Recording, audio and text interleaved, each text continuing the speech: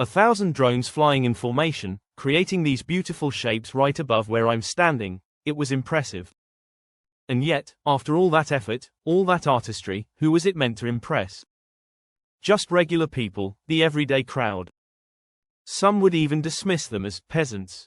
That term came up recently, and not from just anyone. JD Vance, now Vice President of the United States, once called Donald Trump Hitler. Fast forward, and now he's Trump's running mate. It says a lot about how far someone will go for power. If you truly believed someone was comparable to Hitler, would you really jump on their ticket just because they offered you a job? That's not just opportunism, it's something uglier.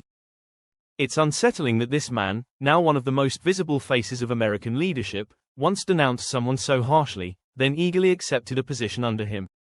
Whether you're a Trump supporter or not, it's hard to ignore the whiplash-inducing hypocrisy.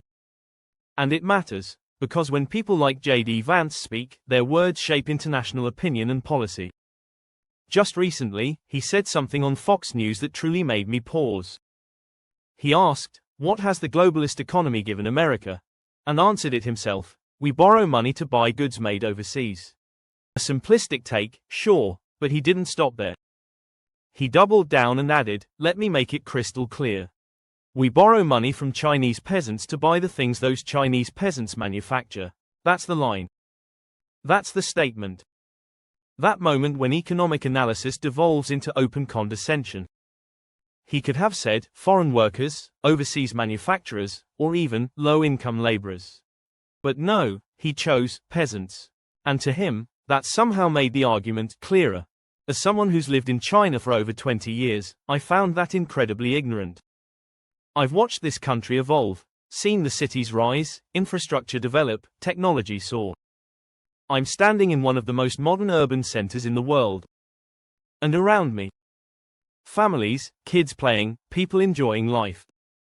Not a peasant in sight. The term peasant might not mean much to some in the West.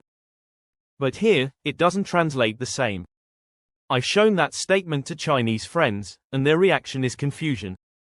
What's wrong with being a farmer? They ask. In China, being a farmer isn't an insult, it's a profession. It carries a certain honor and industriousness. But JD Vance wasn't complimenting anyone. His message was clear: demean, degrade, and otherize an entire people. He wasn't pointing out economic concerns. He wasn't offering solutions. He was reducing an entire population, over 1 billion people, to a derogatory label. And for what? A soundbite? You see, the danger of underestimating your global counterparts isn't just bad strategy, it's reckless. Dismissing China as a nation of peasants isn't just false, it's a delusion. And this kind of rhetoric, that they're not intelligent, not clean, not worthy adversaries, plays directly into a dangerous narrative. It paints Americans as arrogant, condescending, and blind to reality. And yet, I just had a child come up to me here, speaking English fluently, politely saying, "Nice to meet you." That small gesture speaks volumes. It made me reflect, how many Chinese kids in America get treated like that? Do American children walk up to them and say, "Ni hao," with curiosity and kindness? Vance's comment didn't distinguish between Chinese people in rural areas, cities, America, or anywhere. His statement painted all Chinese with the same brush. And when I shared this with friends in China, many couldn't believe it. The word peasant just didn't land the way he intended, because in their context, it's not an insult. But when I explained the tone and intention, they were shocked. Because it wasn't just ignorance, it was belittling. He wasn't calling out an economic system or trade imbalance. He was diminishing human beings. That's a classic move from a fascist playbook: dehumanize, simplify, degrade. Say that your people are being exploited by the lesser ones. It's not just harmful, it's profoundly irresponsible. And the irony? The very people he insults are the ones producing the goods that fill the shelves of American homes, including, I'd wager, JD Vance's. Look around. I see electric cars with LiDAR, cutting-edge tech, beautiful architecture, none of it made by so-called peasants. These are the fruits of ambition, education, and hard work. If they were so backward, why is America still buying from them at such high volume? Why has the economy depended so heavily on their production? It's not just hypocrisy, it's a contradiction that undermines his entire argument. And yet, despite the insult, the Chinese response has largely been muted. Some tariffs were raised. But the media here hasn't gone wild. Maybe because they didn't fully grasp the insult. Maybe because they have thicker skin. Or maybe they just don't expect better anymore. I feel an obligation to say something. Because silence makes space for these narratives to grow.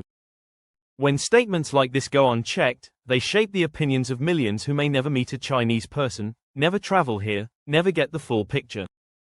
And that's what scares me. This kind of top-down rhetoric trickles into the public consciousness. When leadership uses demeaning language, the public follows. Not everyone, of course, but enough to cause real division. My family and I are planning to return to the US soon. And honestly, we're nervous. Nervous that these careless words will foster suspicion, fear, and racism toward Chinese people and toward Americans living abroad. I don't want people thinking I share the mindset of someone who throws around such dehumanizing language. I don't want people assuming that because my leaders think that way, I do too. Because I don't. This isn't just about China. It's about how we treat each other, how we view the rest of the world, and how willing we are to listen, or not. This rhetoric breeds ignorance and division. And unless we push back, it'll create a culture that teaches kids to hate before they understand. I hope more people speak up. I hope we drown out this kind of language with stories of respect, collaboration, and truth. I know I don't have the biggest platform, but I'll keep using what I have. I've seen firsthand what this country is capable of, and I respect it deeply. Thankfully, we're not alone. More creators, streamers, and travelers are sharing their perspectives and shining a light on the real China. That gives me hope. So for now, I'll keep walking these streets, talking to people, and filming these moments. Because even if it's just one person watching, maybe that's enough to spark a little change. Take care, everyone. And remember, words matter. Let's choose better ones.